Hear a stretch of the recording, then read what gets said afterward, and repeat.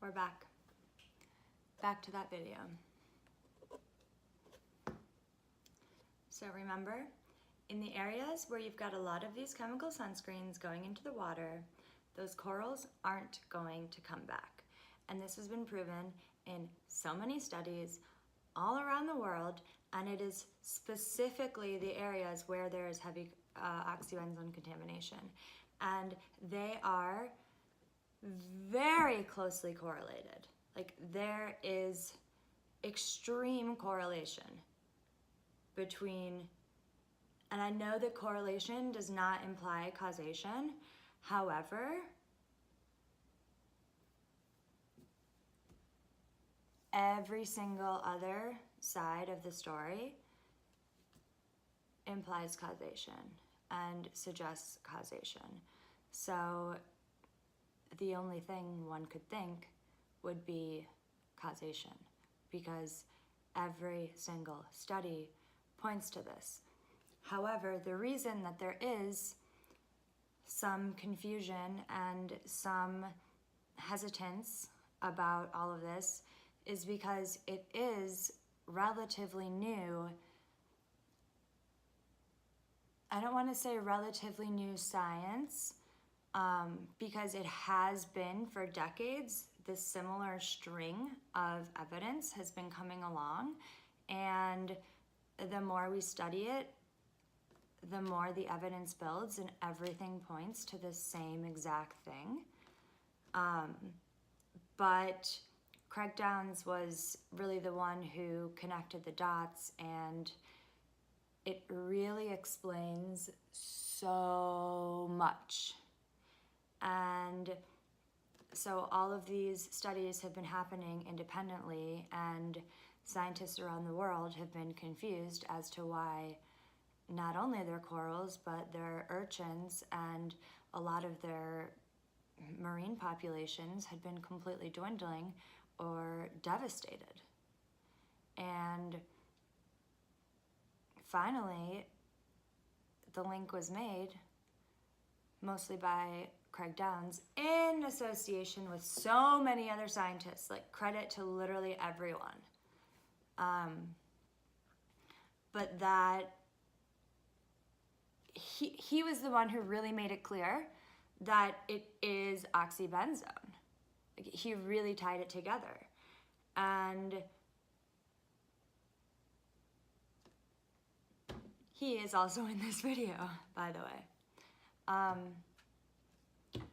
However, continuing on with the video, when people swim in the ocean, their sunscreen eventually washes off into the water, which, again, we want to emphasize the distinction between, or emphasize the fact that sunscreen should not be used as just a general category anymore, because there is mineral sunscreen and then there's chemical sunscreen. Big distinction. So especially when people swim in the ocean, their chemical sunscreen eventually washes off in the water.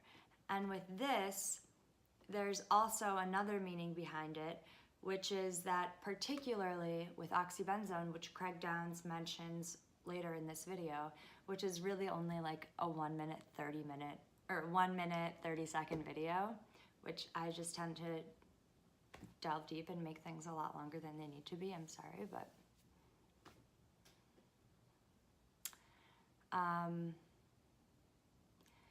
that it's not only that it eventually washes off into the water, and that's in many ways. So especially chemical sunscreen, so some are absorbed, but then also, yeah, when you go swimming, but also when you wash it off in the shower, then goes down the drain in through a wastewater treatment plant. Many of these chemicals can't be filtered out through normal wastewater treatment systems, and so they just emerge back into the ocean as an effluent, and there you go. And everything always ends up back in the ocean. And with oxybenzone, for example, within 20 minutes, it can be detected in your urine, so then you're urinating some of it out and flush it down the toilet, goes down through a wastewater treatment plant, and actually with oxybenzone, it emerges as a more concentrated effluent than when it went in, because it filters all the other stuff out, but the oxybenzone stays, so it becomes more concentrated when it reemerges into the ecosystem. So oxybenzone really cannot be filtered out, so it's always constantly being recycled and refreshed and renewed into the environment unless we stop using it. And the reason to stop using it is not only because of the corals. The corals are just the extremely visible example of what's going on, because in fact, the corals predict a lot about our world and show us a lot about our world. And for example, they're one of the first indicators of things like our climate changing. And interestingly, in many ways, corals are like trees, because you know how the rings of trees tell you like the age of how long it is? But since corals have been growing and building for millions of years, they also show you a look inside what the environment and everything was like thousands of years ago because of the coral structures that they build and secrete. How fascinating. However, they're all at risk because oxybenzone is everywhere. It's detected all over the world, from the Arctic boroughs of Alaska to, everywhere. And however, the concentrations are always highest at the most populated areas. So, everything is completely linked, and everything completely, we could say it mildly, suggests causation, but in reality, proves the fact that this is doing all of these things, and it's all related. Continuing from the video. Some studies found the two chemicals in sunscreen are causing the most damage to coral. They are oxybenzone and octinoxate, which are the two chemicals that were banned in Hawaii last year, which interestingly enough, we went to last week, or I guess a week and a half ago now, to investigate their take on the ban, which we wrote a blog post about on the website, which I can link to below. Researchers found these chemicals cause coral bleaching, deformities, and DNA damage, amongst so many other things, which you'll see in the layer, but is also on the oxybenzone and coral postcard. So, I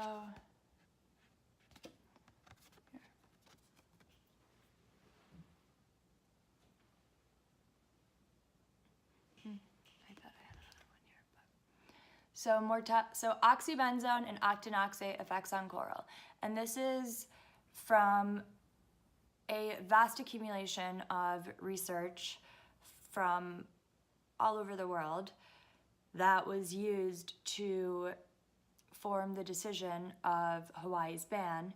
And so this is a quote from the legislation, Senate Bill SB, which is Senate Bill 2571. So we say oxybenzone and coral, the birth control in our oceans, because it is, and everywhere, because it acts just like estrogen. So it acts as birth control. It's an endocrine disruptor. All right. So, that part was something that I made up. That's not from the bill. Sorry. This here is from the bill, which I'll read now. Oxybenzone and octinoxate effects on coral. Mortality in developing coral. Increased susceptibility to coral bleaching. DNA damage to coral and other marine organisms. Inhibits recruitment of new corals. Abnormal skeleton growth by increasing endocrine disruption. Gross deformities of baby coral, including the mouth expanding to 10 times its normal size. And this sounds like a lot and can be kind of confusing, but I mean, it's all laid out really well on savethecorals.club. But basically, the point is that it causes the coral to die by very, very twisted deaths, including skeletal endocrine disruption and deformities. So they're all messed up in all kinds of ways, but then also they aren't able to reproduce. And so normally you see a lot of recruitment. So like you always see a little bit of death in any population, but normally you see heavy recruitment and heavy growth and a little bit of death. But in areas that are highly contaminated with oxybenzone, you see very high rates of death and no recruitment and no growth, which is weird because it completely messes with everything. But the thing is, and the reason why it hasn't been so prominent in discussion is because it does this very, very slowly. So endocrine disruptors work very, very slowly, and often you'll see second generational effects. So you'll see skewed sex ratios in the second generation. So you'll see 4 times, there are populations with 4 species, like fish species, with 4 times as many, well actually all species, this is a trend that you see, is 4 times as many females as males. So it also causes behavioral changes and feminization in things like adult fish males. And just want to highlight another lesser talked about effect that Craig Downs talked about in his Sea Talk. I'm not taking credit for this at all. But the Aliz effect, which means that you need a certain amount of a population to survive and sustain itself.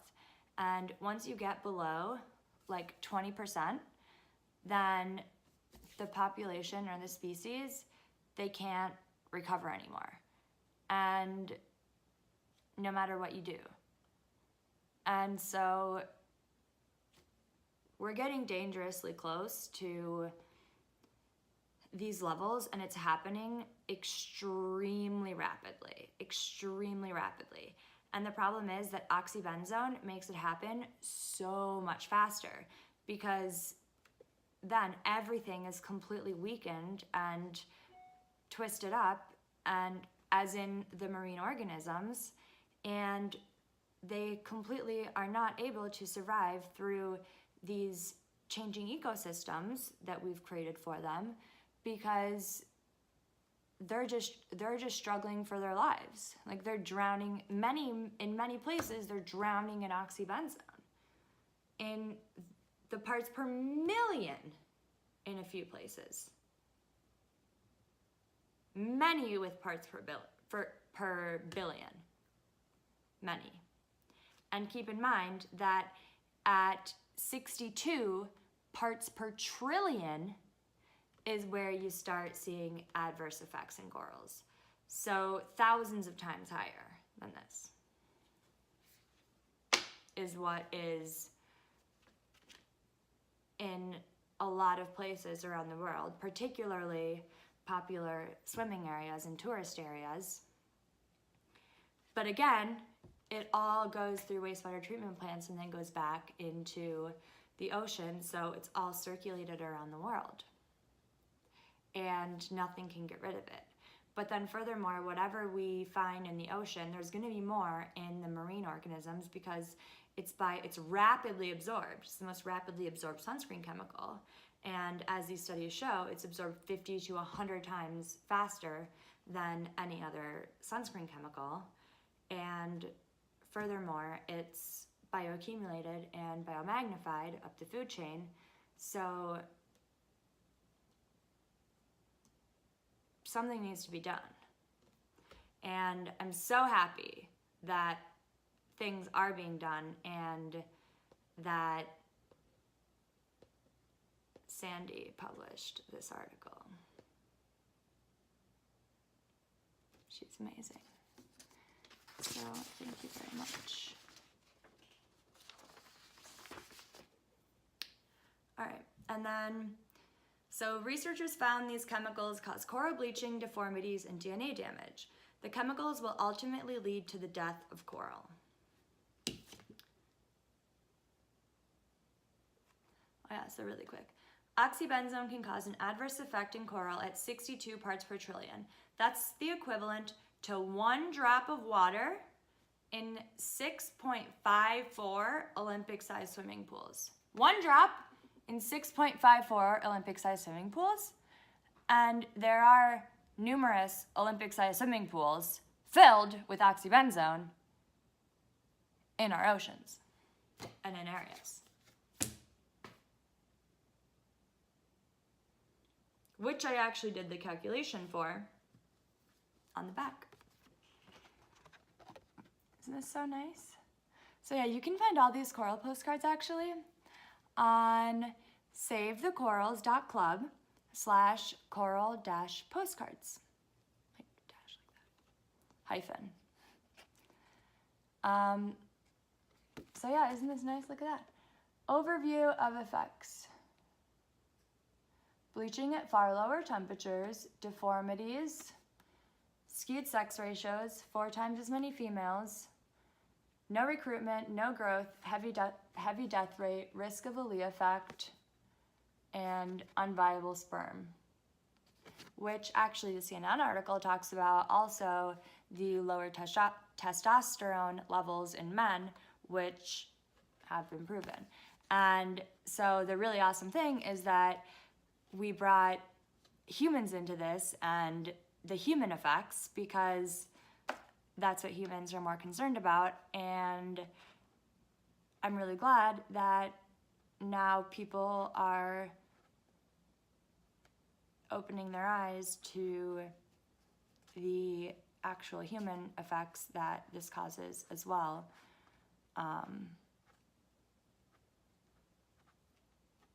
Because the less oxybenzone there is, the better it is for literally everyone.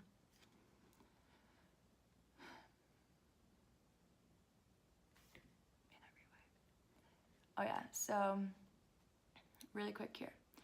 Coral decline started in the 1980s when we started using oxybenzone.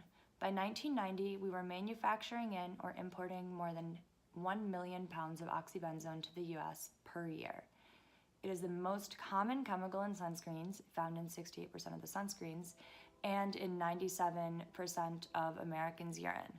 That was from a CDC study. And it was found in 97% of Americans' urine. And estimated from a large study of I think 254 people or something like that. Or maybe it was 1,000, anyways, but big study. An estimated 28 million pounds of sunscreen. So I converted the 14 tons to pounds because then we actually understand what's going on. Because otherwise these numbers are just massive. You know, how do you picture this? How do you understand what any of these mean? You know, so an estimated 28 million pounds of sunscreen enters the waters around coral reefs each year. 28 million pounds. So that's enough, so then I did the calculation, that's enough to fill more than 5 Olympic-sized swimming pools, right? Because calculation, each Olympic-sized swimming pool holds 2.5 million liters of water, which is 660,253 gallons, which is 5.5 million pounds. So 5.5 million pounds is how much each Olympic-sized swimming pool would hold.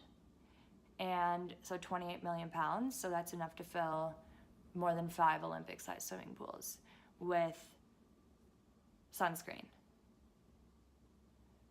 And remember, just one drop in 6.5 Olympic-sized swimming pools is enough to kill the corals. All right, and oxybenzone accumulates in the reefs and fish and is bioaccumulated and biomagnified, poisoning and slowly destroying the entire food chain. Corals are drowning in oxybenzone 24/7. They are suffocating in it and have no way to move. Remember, like, they can't just relocate. Like, it's not like it's like, oh, this is a heavily contaminated area. Like, how about we just pick up and move? Like, they've literally worked for thousands of years all together to build this home that not only they live in, but 25% of all animals in the ocean live in these structures, amongst these structures that these coral polyps, these tiny little coral polyps have built that protect everything in the sea and make everything in the sea be able to do anything and make everything work. And so they can't just, like, millions of polyps aren't just gonna pick up, they can't just root up and just move. Like, they literally are stuck there and they're suffocating, and people are stepping on them in like shallow water, highly populated areas, and polluting them with this thing that's seeping into them and that they can't expel fast enough. So of course they're dying. Like, they're just being slowly poisoned to death. And then as that's happening, they're deformed.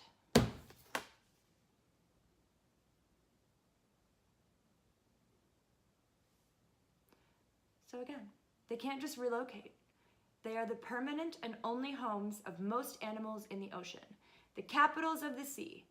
You can't pick up and relocate an entire capital. Remember that. Like, this is, coral reefs are the hubs of the ocean. Like, that is where all the animals go to get all their things and their foods and shelter and everything. Like, and think of how much money we spend to protect our capitals of countries. You know, like, if there's a threat to the capital, like if there's a threat to Washington, D.C., like, we will spend any amount of money to protect it. And we don't just say, oh no, we need to relocate the entirety of Washington, D.C. because something's happening to it. No. We, one, see if we can make that threat go away, which, yes, we can. And two, we can't just move an entire city. We have to stay there and work on how to prevent and fight the threat. And we spend all of our money and resources to do that, ignore everything else. And so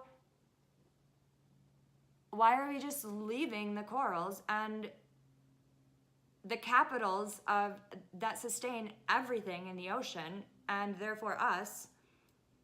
We're spending barely any money on seeing what we can, not even seeing what we can do about it.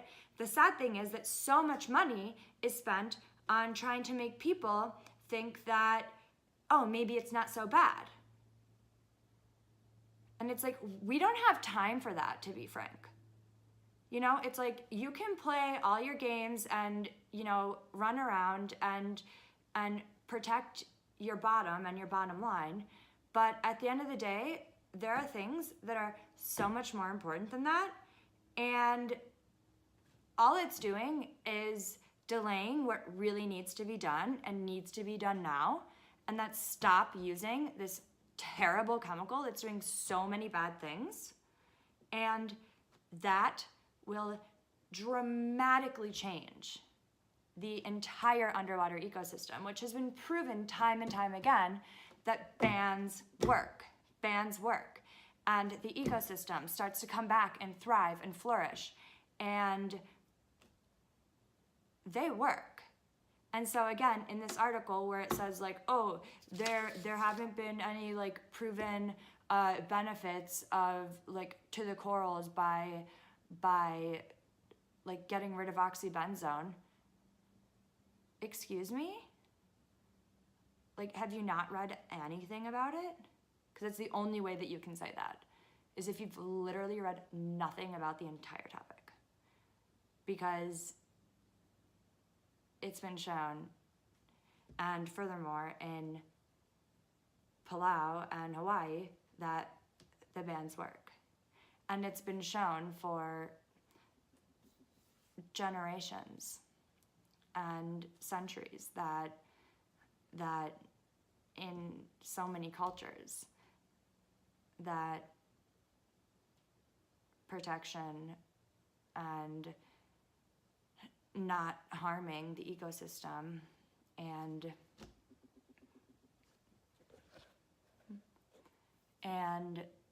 when something is damaged and getting rid of what's damaging it and protecting it, how things start to come back and things flourish. And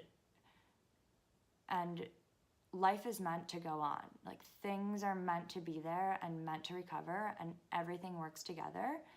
And they naturally do, and they naturally will do that. Like, that's what every organism does, is they naturally try to recover. But the problem is that right now we are absolutely suppressing and intoxicating any slight ability that they may have to recover and actually fight all of these changes that are happening and all the damage that's being done, because they can't fight all this stuff and have nothing clean to work with. You know, and it's like we're expecting all of this out of like our environment and our oceans, and it's like, oh, we need fish and we need this and we need that. And it's like, what about what they need? You know, like we can't just keep taking and polluting and killing everything and thinking it's gonna be okay. Like, eventually this is all gonna collapse, and it's gonna come sooner than we think. But that is if we keep ignoring everything that's happening. And on another side note, the crazy thing is, so sometimes we watch like things on Smithsonian and the History Channel, and also like I listen to like Alan Watson people, and so it's crazy that, you know, like 50 years ago, they were talking about the things that we needed to do to reduce pollution and the changes that were happening to our earth that are caused by humans and our impact on things. And they were so forward thinking and like knew all these things that needed to be done, and were so progressive. And it's crazy how now, like 50 years later, we are back so far. We have regressed so much in terms of many of our leaders and viewpoints and policies. And then furthermore, that too of the general public, because we're being more heavily influenced by certain things. But anyways, so quick reminder, babies are much more susceptible, and it causes generational effects. So like the greatest effects are caused in the next generation. That's where you see the effects most. So again, that's another reason that we have been saying, oh yeah, well, just because like we can't see the effects immediately, it's like, all right, now it's been decades and we definitely see that it causes second generational effects, but also all the things that are happening immediately. And they are not exposed only for a certain time, they are constantly exposed. You know, like there are all these studies that have been done where it's like, oh, exposed to oxybenzone, you know, in a laboratory setting for like 8 hours, and this is what happens. And then for you know, like a week or like a day, and then this is what happens, you know, like at a certain concentration. Or maybe they'll put in like a really high concentration that some may argue, oh, but that's like not really so realistic in real life. But the thing that they don't consider is that in real life, they are constantly exposed. And so all of the effects are so much worse than anything done in a laboratory setting. And the reason that it's so difficult to do these things in the field is because you're not gonna do this terrible thing to corals on purpose in the field. And also it's so hard to do that. And so like there's so many barriers to doing that. And the laboratory setting so clearly shows what happens, and that's just in a laboratory setting is what I would say, because you can't see what's happening to them when they're constantly exposed to this all the time and have no way of getting rid of it, and it's seeping into their bodies. And especially animals with fatty tissues, it all accumulates, it bioaccumulates and then biomagnifies up the food chain all in their fatty tissues, and they can't get rid of it. And who are we to say, oh, I haven't, you know, necessarily seen what's been happening. That's because it hasn't really been studied. You know, like people are seeing that there's lack of recruitment and growth and high death rates. And there's complete sterility in so many species, you know? But something that, for example, hasn't been so closely examined is that when they are reproducing, then is it a female or a male, you know? And the thing is, oh yeah, and they haven't been testing their estrogen and testosterone levels, and if they're anyways, there's a bunch of things that Craig Downs said in his Sea Talk worth checking out if you're extraordinarily interested in this topic. Okay, sorry, back to the video.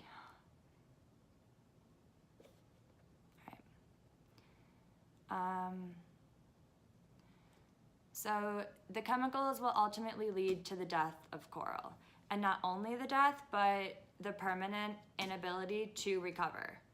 So corals can die, but then they're able to recover if conditions go back to normal. But the problem is that oxybenzone causes them to never be able to recover. So then they have no chance. And then the entire ecosystem has no chance. And then we have no chance. So it's all connected. So Craig Downs, this is back to the video. Craig Downs, executive director of Hereticus Environmental Lab, said, it's not just coral. It's also toxic to fish. It's toxic to algae. Oxybenzone is almost like an herbicide. And end quote. But yeah, it's everything. And that's putting it lightly. Then 4,000 to 6,000 tons of sunscreen enters the reefs every year. And that's from NOAA. And that's, I think, from like 2011 that they came out with that stat. and now it's estimated, and so there have been like, you know, different studies, but mildly, a few years ago they said 8. Now it's estimated to be more around 14 to 16 tons. So again, and then I just took the 14, and that would be 28 million pounds of sunscreen. And that's entering the areas just around reefs, just the reefs. So way more sunscreen everywhere else as well. But that's just the sunscreen that enters the reef is 28 million pounds. And then Craig Downs continues to say, swimmers are one major source of sunscreen pollution, but sewage is actually the biggest source, because when you put oxybenzone sunscreen on your skin, 20 minutes later, we can detect it in your urine. So that's going back to what I was talking about before, where, yeah, when you swim, it washes off. And then furthermore, with the spray sunscreens, it gets stuck in the sand, and then during high tide, it washes it into the water. But oxybenzone especially can't be filtered out by wastewater treatment plants. And so whatever you do, wherever you go, it's ending up going into the wastewater treatment plants and sewage, and it all goes back into the water. And again, to emphasize, 20 minutes later, it can be detected in your urine. That's how fast it gets absorbed. So the 2 chemicals right now remain FDA approved. However, they are under review. The FDA is asking for the companies to provide adequate safety data to prove the safety and efficacy of these chemicals. And hey babes. Hello. I'm almost finished with just the video of the article. Good. But then it says, a trade group says the evidence is inconclusive. And that's a trade group that wants people to think that it's okay. So, and this is the Consumer Healthcare Products Association. They say, the stakes are far too high to rush into this product ban. Where, exactly, the stakes are far too high not to rush into this product ban. Like, everything is dying, and these studies have been coming out for decades, and so the stakes are far too high, it's contaminated everything, to not reevaluate the safety of this. You know, and we're not running into this product ban. It's been decades of research supporting the same exact theme of effects. And the reason I say theme of effects is because there's a 3-tiered effect scheme that oxybenzone pulls, and there are many, many effects. But they have all been shown in numerous ways, in numerous places, across numerous species. And so the Consumer Healthcare Products Association says, the stakes are far too high to rush into this product ban, especially when there are no proven benefits to coral reef if you go forward with the ban. Which, I mean, I don't know what world you're living in, but clearly it's not this one. Because, once again, the evidence only shows the benefits to coral reefs after bans go into effect. And furthermore, I saw it in Hawaii because once the ban went into effect, I saw a little bit of growth in some of the corals when we were snorkeling, which I took a video of, and I'll post it to YouTube soon.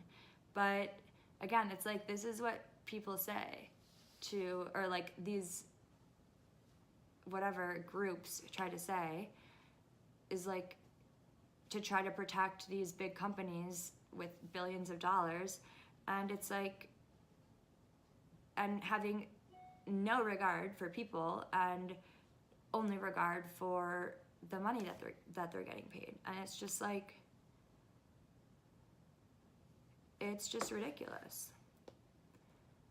So it ends with, so how do you avoid sunscreens with those two chemicals? John Foth. Just think about, do I really need sunscreen on at all? Use protective clothing. When you've got a choice about which sunscreen to use, you're trying to hunt for the ones that have zinc oxide, titanium dioxide, and where do you look? You look for the ones for infants or the ones for your face. And you gotta check the label to make sure. Every major manufacturer has a line of sunscreen that doesn't contain oxybenzone. You know, you just have to find the right bottle. So that's the end of the video. But to dissect that a little bit,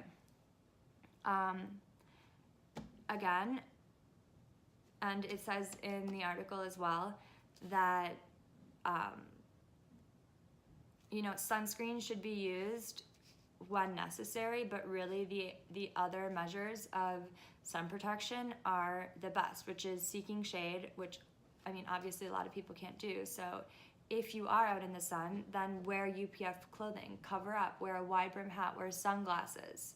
And then on the exposed areas, apply mineral sunscreen. So again, we shouldn't just be using the word sunscreen. Now we have to really make a distinction between mineral sunscreen and chemical sunscreens. Because if you have any concern at all about any sunscreen being unsafe, it is solely chemical sunscreens. So just know that you're always safe putting an all mineral sunscreen on your skin. And so here's the huge problem, right? He continues to say you're trying to hunt for the ones that have zinc oxide and titanium dioxide. And so yeah, you have to always check the back to see what the active ingredients are. And luckily in the US, that's made very clear. But in Europe and other places, it's not on the top. So you have to actually kind of hunt through them. But in Europe, they don't really use oxybenzone anymore because it's so toxic. And they have better chemical filters that are so much more effective and not toxic, not so toxic. But the problem is that when the general people are looking for a safe sunscreen, we look for sunscreens for babies, for kids, or sunscreens for your face, because we assume that those will be the safe ones. But sadly, the thing is that I've found out when I've been looking through these is that so many of them that are for baby have oxybenzone in them and have these chemicals in them. And they say, oh yeah, they're safe for babies, or baby, you know, sunscreens, or, you know, like sensitive or face sunscreens. But then they have these chemicals in them. They have these very allergy causing and bad chemicals in them that are toxic and should not be used on children or people with sensitive skin on the face, and will most likely cause sunburn-like reactions when they actually enter into the sun. Such as, which I don't know if I still have it down here. I think it might be. Over there. But I'll show you guys. I went to the store and I was like, if I were just a normal consumer that didn't know all this stuff about all these things, as in sunscreen things and ingredients, then, and I was just trying to find like the best sunscreen, then which one would I pick? And it's this like light blue looking Kroger, you know, baby sunscreen, and says like, you know, safe, best protection, blah, blah, blah. And there's oxybenzone in there, and it's all chemicals. And it's just like,